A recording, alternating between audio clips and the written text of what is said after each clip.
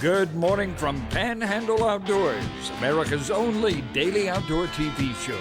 Your source for fishing, hunting, and information for folks who enjoy the great outdoors. Now sit back, relax. It's Panhandle Outdoors. Good morning, folks. Welcome to Panhandle Outdoors. I'm Winston Chester. I'm glad you're here this morning to watch our show, Panhandle Outdoors. We appreciate your viewership. Our weather brought to us by Drew Pollard and his hardworking crew at Gulf Coast Air Conditioning.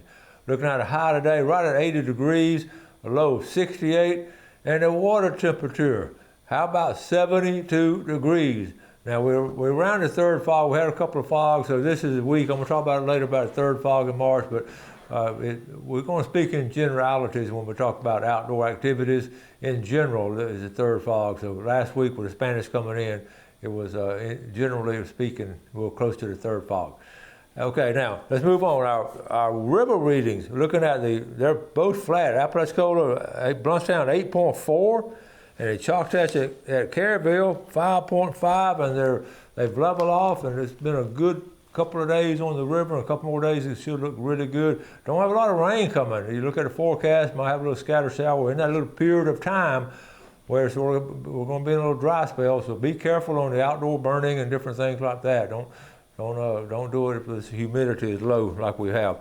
Our tide chart brought to us by Kent Forest Lawn. We're looking at, well, the last day of a decent tide. It's low this morning at 6 o'clock and it's high this evening at 10:51. Neap tides the rest of the week, but next week it'll be some really strong tides.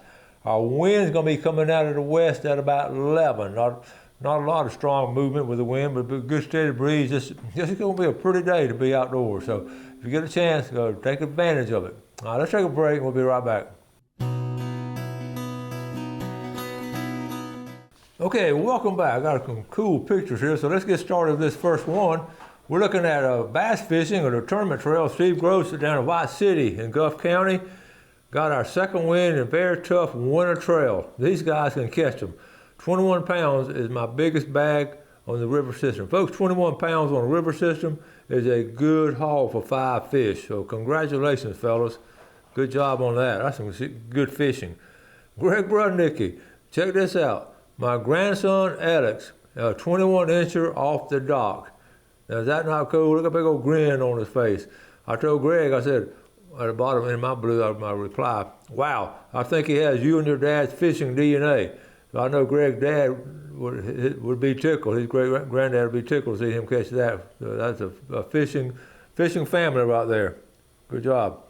I thought this is cool. Good morning, Winston. Watching your show and listen to this now.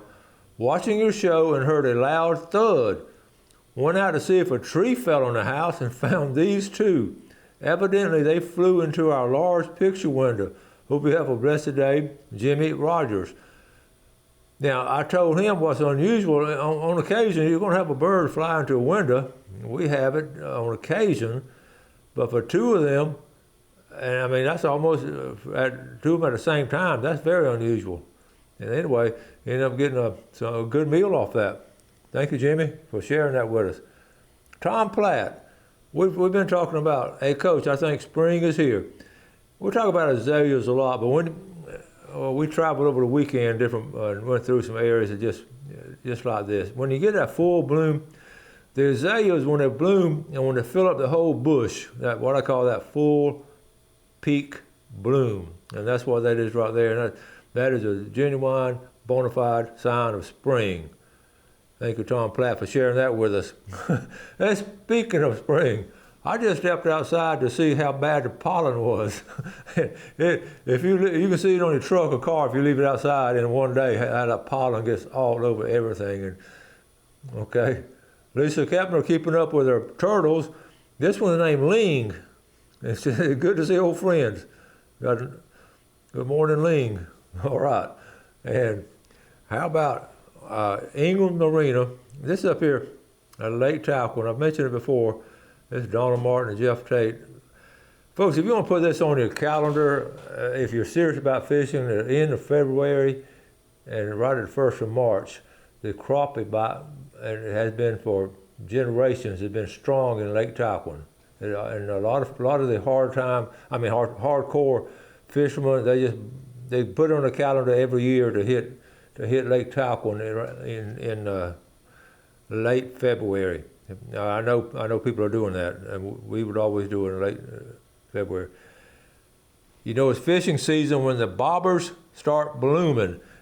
Okay, Howard Creek, Willis Landing, up to Black Creek and Choctahatchee, you go by and see you know the fish are under there, and then you throw over there, but that's funny. The bobbers are blooming, so it's springtime. This is first king mackerel. This was right at the end of last week off the pier. I don't have the name, but that's the first king. Oh, well, I showed this the other day, but we're going to go down, and we're on number 4 right now. Our 12 seasons. We had a little cool snap. We still may have another little cool snap at the end of the month, but the number 4, the pollen, the pollen is out there. We're not quite into actual spring, okay?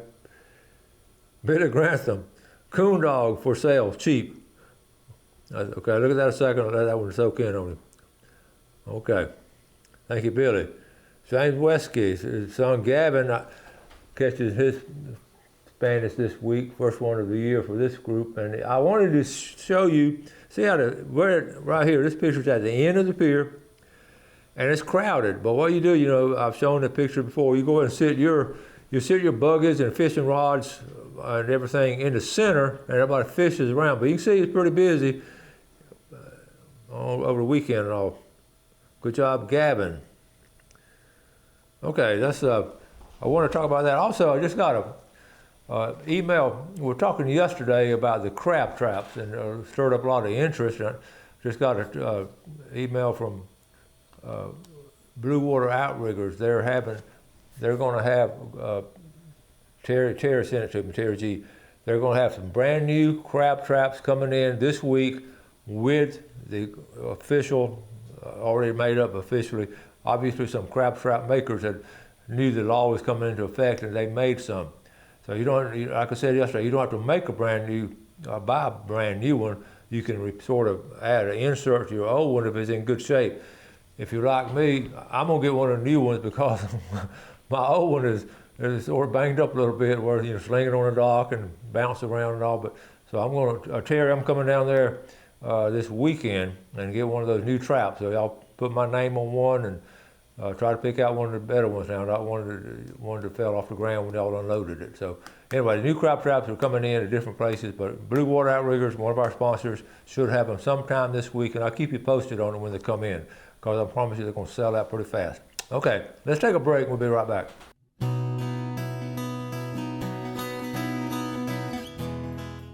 Okay, welcome back. Turkey season right around the corner. I got this was sent to me. This is W.C. Harlow shooting some video. His son-in-law Jim Kelly sent it, and his daughter Leslie and Jim watch the show every day, and W.C. picks it up a lot. W.C. is one of the top turkey hunters in the Florida Panhandle, probably in the whole state, one of the top ones in the Southeast. He has turkey hunted. His first turkey hunt trip, I was talking to him the other day, was 1948. Not many of us can say we've been turkey hunting since 1948, but I told him to send me some video, but it hasn't a video, and so this is a little 40-second shot right here. Let me see, here we go. So they're going, he's got it, okay. Let me start it back over. All right, here we go. All right, now there's a big gobbler. You got the hens walking, there's a big gobbler. Look at that beard hanging down. You got a big gobbler sort of trailing these hens. This is the spring mating ritual. And they're getting out there, beautiful. I like the open space and all. They're just out there looking for insects, and but look at that gobbler. Look at him fanning that tail, okay? And he's starting to strut, and he's gonna be looking for him a girlfriend. And this is when you call, and this is just some good video the WC shot. And there's the hens. They're not paying him any attention, but here he is, and this is okay. They're always sticking their head up, looking around. So anyway, Jim, thanks for sending that. WC, thank you for shooting that for us. And I know you're going to be, he's at the point that he just loves to call them in, and, take people with him and all. But this is some good, I've talked to him off and on for a long time. And that's it. And it's actually, his folks over there originally came from Liberty County, way back in Apalachicola National Forest. Actually, before it became a national forest, they were hunting that area. So anyway, good stuff. Now let's move on. I want to talk about I've heard some stuff on the red snapper, and I got to get to the bottom of it, but some folks are upset about this year, the red snapper documentation. I don't know what's going on with it. You usually have to document your catches and all. Just last week, a couple of captains said, you could tell just the way they were talking, they were just upset about it. Obviously, the Gulf Council is not requiring them to document their catches or recreational catches. It's interesting. I'm going to try to get to the bottom of it. If you know more about it than I do, let me know, and we'll try to let folks know. But it's a new rule, and it does have some folks upset about it. Now, let's go into something. I'm going to tie the outdoors into it. I'm going to show you, we had Gail and I, we're always good about doing things together, but a lot of times on weekends I've done all kind of outdoor stuff, and sometimes she shares them with me, and sometimes she don't like to sit in a tree stand. But when she asked me to do something with her that maybe not outdoor oriented, I said, sure, because I love to, but because there's always some fun times. She got with her sisters, and they love genealogy, and they wanted to find, they've done some research on paper and all, but they wanted to go to where their mother was born in 1920, and go from that area to the old houses and the historical areas. And the place is Gordo, Alabama, and they've been wanting to do it for a long time, and about a couple weeks ago, they said, what are you going to do? We're not getting any much younger, so Gail and her two sisters, our Wendy, and then our niece Cindy, we all sort of met there and went to Tuscaloosa first, and then went over to Gordo, which is close to the Mississippi line. So anyway, I'm going to tie this into outdoors in a minute, but I just wanted to share with you because I think you'll find this interesting. If you ever do any kind of genealogical research, just looking for different family things, you can find a lot on paper.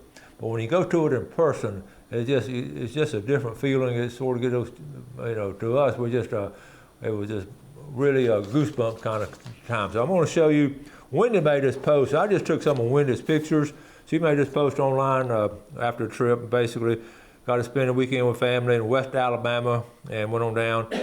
It was her great grandparents, and anyway, we found all kind of cool stuff. So, but the coolest part, her last sentence, I'm going to read her last sentence.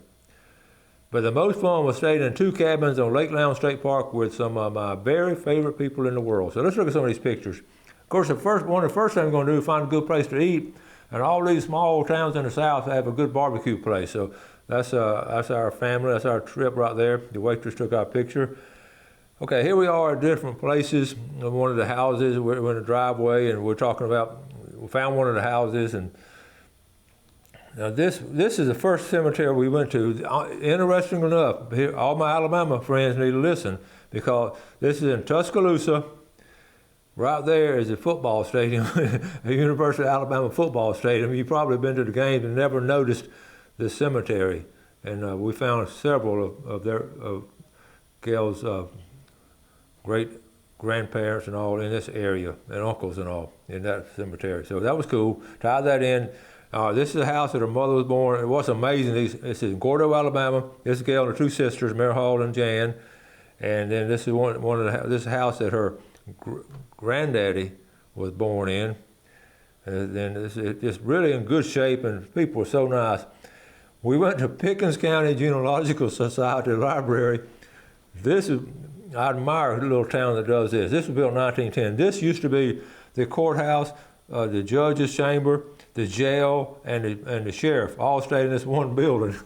And they preserved it, and now it's a genealogical society, basically uses it for research. Folks, they got everything in there. So and the ladies met us up there on Saturday morning, 3 of those ladies, and they were so nice and helpful. The thing about genealogists, they love to share things with you, and here we are doing some research. You can see I'm back there in the jail, and then Gail and the sisters, they're finding old records and different things. That's Mayor Hall on the left, and my brother-in-law Bob in the back corner being Abe. And I said, I've never been in jail before. I want y'all to take a picture of me in jail. So here I am in jail. And if you ever watch the Andy Griffith Show, Otis he'd be in jail, but they told him where the key was. So I'm reaching over trying to find the key. So we all got a kick out of that. But the door's unlocked, so they let me out. Here's the state park. This is what I'm going to tie it into outdoors. Folks, Jan found these. This is actually on the Mississippi, right across the state line in Mississippi, Lake Lowndes State Park. These cottages rent for $85 a night. Now, We were going to try to stay in Tuscaloosa in a motel at $300 a night. There's no way. And we got these, and they were ideal for us. We had 4 in one and 3 in the other. That's our view. And that's inside the cabin there. There's Gail and her sister doing some work on the table. Nice kitchen, nice bathroom, 2 bedrooms. And these state parks are so good about having places to stay. They're one of my favorites. That's somebody, you see those tombstones, that's Wendy and Cindy. And they're favorite first cousins, and they're all kind of, we found all kinds of stuff. They're the Bell family, so it was cool trip. And there we went to about 4 different cemeteries. As you can see, some are way back. It was really a cool time and taking pictures. We wish a tree fell on the fence back there. There's a lot of cool stuff. And then they were just doing research. At night time, I want to show you this. See what Bob and I are doing back in the corner, and all the girls are working on the family tree. Last picture. This is our next project. Okay, they were able to go back to the McElwain family. Okay, Robert, look where he died. August the 27th, 1796 in Lancaster, South Carolina. His wife, Mary, when did she die? August the 27th, 1796. So that's their next, that's their next mission, or next trying to find out. How did that couple die on the same day? That's interesting, isn't it? So I want to share that with you. I thought you'd enjoy it, and it's really cool to just get out there and do it. It's a memorable weekend and a great time at a state park, and good food and all. Let's take a break. We'll be right back.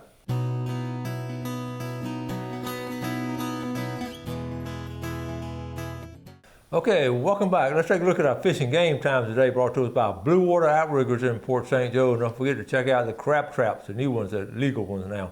Look at our time. One time today, 11:09 to 1:09. Let's add a name to our pickle jar. Debbie Frady from Alford up there.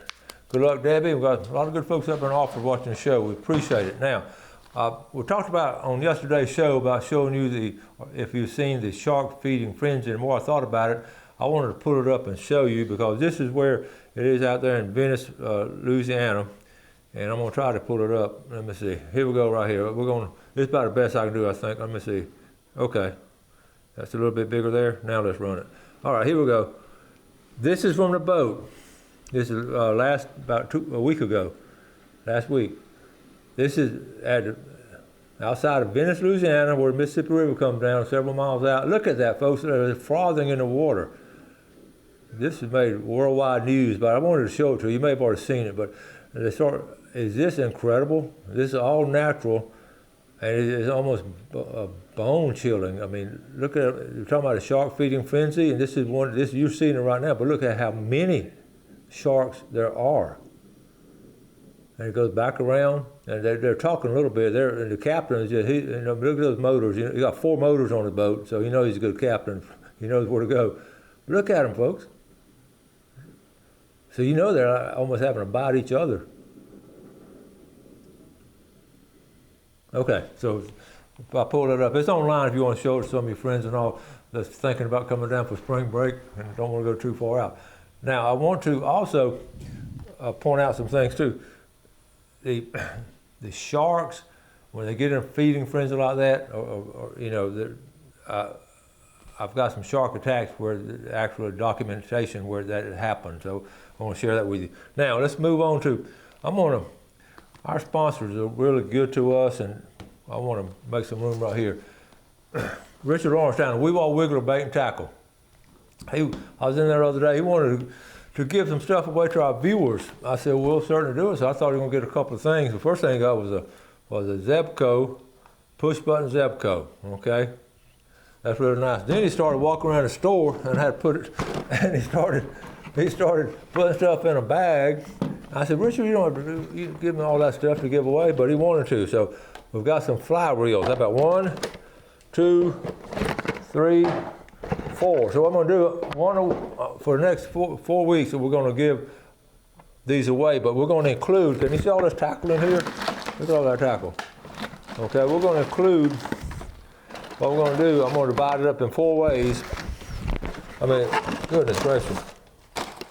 I can't go through a voodoo, just all kind of stuff. So what I'm going to do, we're going to divide it up into 4 packages I'm gonna put some tackle with the reels, and also actually we're gonna do 5 because I'm gonna do the Zebco.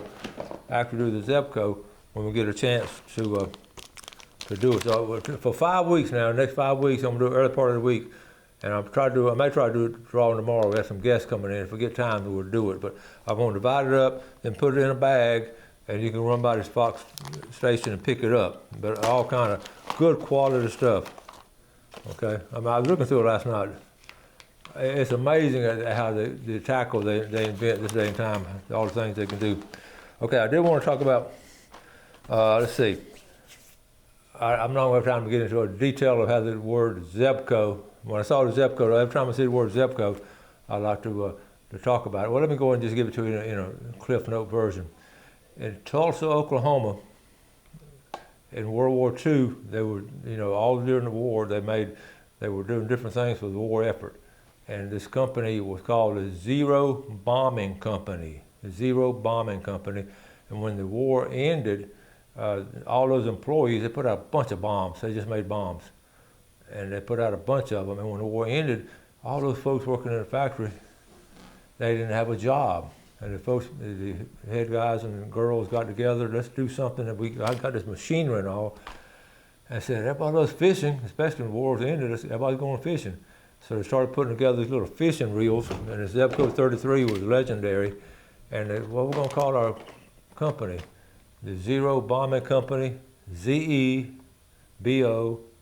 Zebco, the C-O, Zebco. It came from Zero Bombing Company, and the rest of the story is history because they made, over the years, so many Zebco fishing products. So see what you learn on Panhandle Outdoors. Have a great day today. We enjoy doing the show for you. Hope you do something good for someone else. Enjoy our great outdoors.